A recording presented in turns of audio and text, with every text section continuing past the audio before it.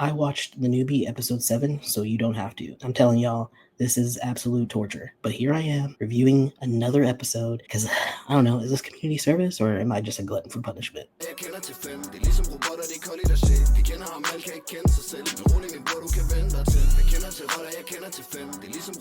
So yeah, I'm back to do this review of the Newbie. If you are new here, I don't participate in boycotts, campaigns, political or social movements of any kind. That used to be my past. I was very, very involved politically and socially, and now I'm older and I don't care anymore. I care about living a happy life and surrounding myself around queer media and people, and I don't care that you're boycotting. You can boycott, I don't care. But if you comment on my page about boycotting, I'm just going to delete the comment, and I might even hide you or block you from my channel. I just do not care about this stuff. But I am here for the train wreck that is happening, the dumpster fire, and I just got to see this to the end. So that's why I'm watching this show. So now we're on episode 7, and like episode 6 teased that episode 7 was going to be about a live performance, a final live performance. So I was like, oh, is episode 7 the last episode? No, episode 7 is just telling you about the live performance and then practicing. That is basically the episode. If you want to stop watching this, that's exactly what the episode is about. It's incredibly boring, but there's some interesting things that happen in the episode. So first, part 1, the final pairs are in the new locations, like the first location when they first did the show. Mint is back as the host, of course. Noom is alone because Crit Grace had an exam that day, so she was there by herself on that, I guess, the first day or the beginning of the filming. I don't know. They all reflect on their time in the house. They like go one by one and talk about what it was like to be in the house for 4 days, and they all kind of say the same thing. It's all positive feedback about like building bonds or whatever. Mint also reflects on things and how she saw stuff. Then Mint talks about the mission. It's like you get to do a live performance, and it can be any type of show you want, like music, dancing, singing, whatever, or combination of those things. And the final performance will be live streamed on April 5th. So next week, April 5th, it'll be live streamed. Okay, weird. Only 3 winners. So now we know what actually is happening with the show. It's the top 3 people who get the most points or votes or whatever are the winners, and the winners are determined by their peers. Like the contestants get to pick, the camp, like the people who are part of the production, get to pick, and then voting by the public is how it would happen. And then on the screen they showed like information for who you want to vote for, and like it's like a texting platform. Okay. Then they introduce you to a guy named Milk. He's like the show director and the choreographer, and he meets with all of the pairs, talks to Noom. Noom wants to do like a musical, but Crit Grace isn't there, so she's like just coming up with the ideas by herself, I guess. I don't know. Sorrow and Peem meet, and they want to do like something funny. Also, it's really weird. They start spelling Peem's name differently here on the screen. It's usually Peam, but this whole show it's spelled Peem, which is not like necessarily a bad thing because spelling is like subjective, but I'm like, why all of a sudden would you shift the spelling of the name? I don't know. Gala Grace and Niall are going to do like more of a drama and like a friendship turned to lovers kind of thing. Holly and Idea are doing something around enemies, maybe enemies to lovers, I don't know.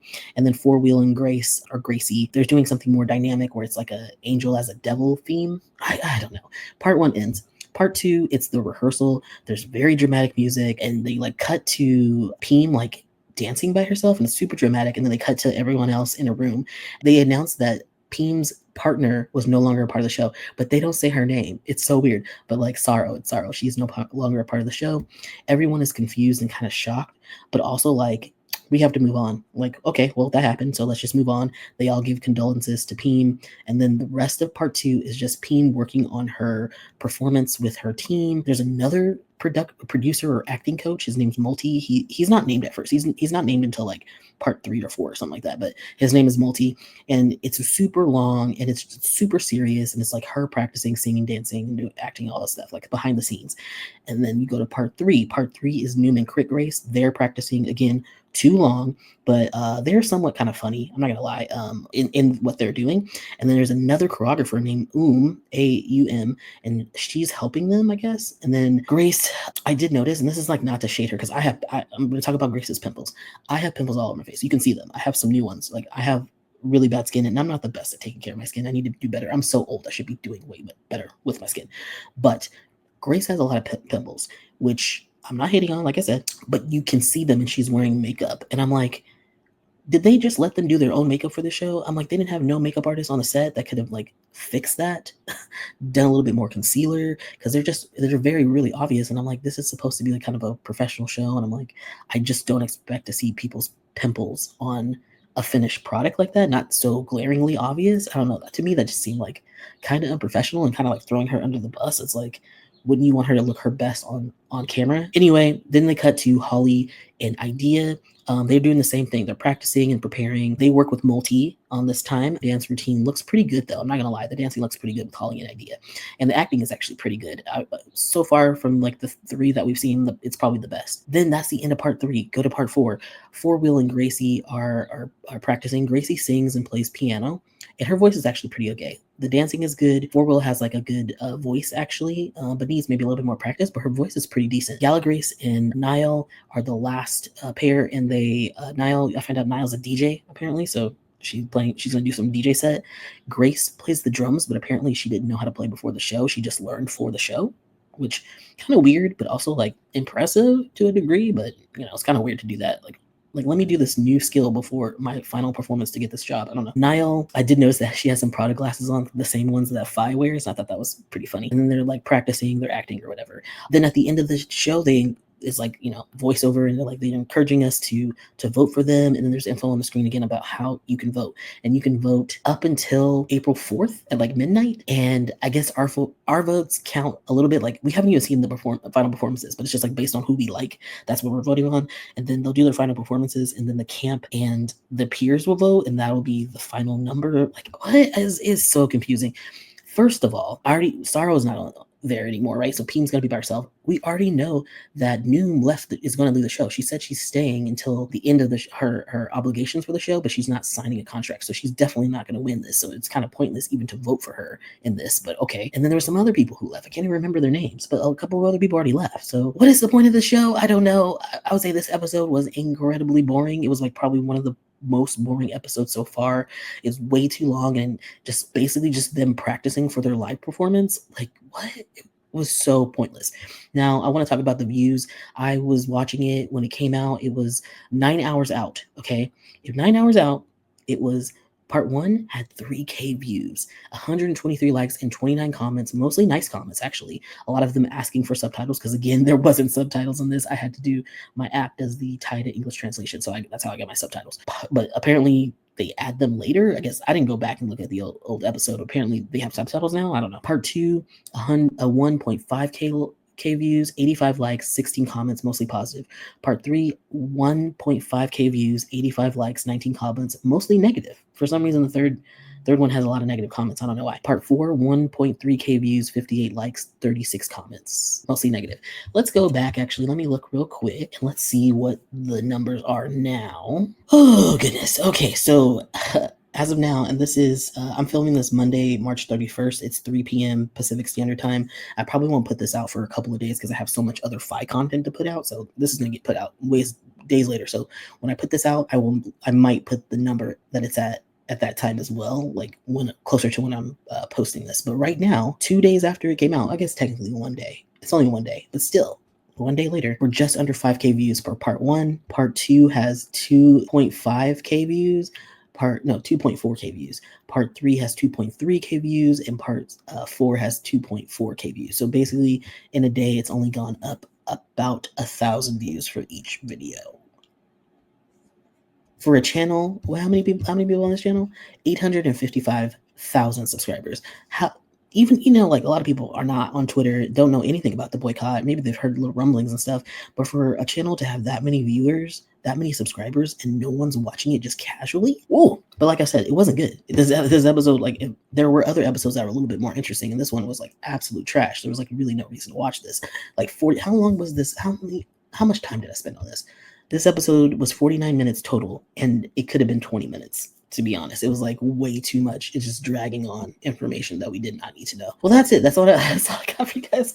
Unfortunately, I will be watching next week. I'll be watching episode 8. Like, I feel for myself. Like, why?